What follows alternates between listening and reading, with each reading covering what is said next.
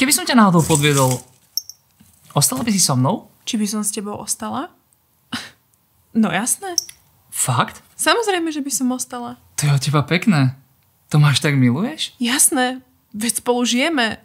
Máme hypotéku, firmu, čakáme dieťa, máme spoločné auto. Presne.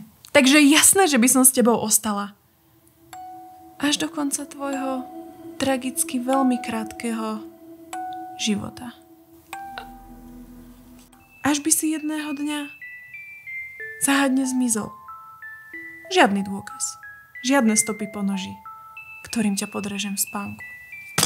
Potom, čo sa zbavím tela a spálim periny, roztraseným hlasom zavolám na políciu. Pomoc! Môj priateľ je preč už 12 hodín a ja neviem, čo mám robiť. Prestaň! Desíš ma!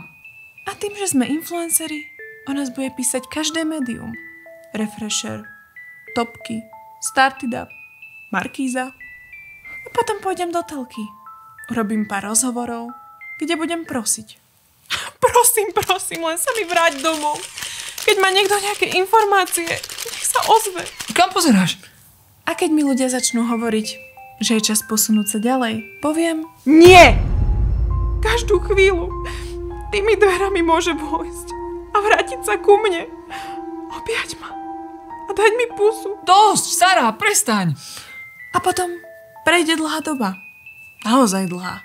Povedzme 5 rokov a ja predstúpim pred médiá, urobím veľkú tlačovku a oficiálne ťa vyhlásim za mŕtvého. Predám tento byt a vyplatím si tvoju životnú poistku. Ale ja nemám životnú poistku.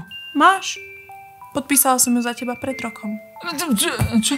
Kúpim si nejaký väčší byt v Bratislave a nájdem si krásneho, vysokého, modrookého chlapa. Verného. Nikdy by som ťa nepodviedol.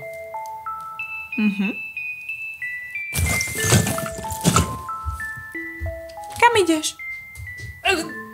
Zruši si poistku.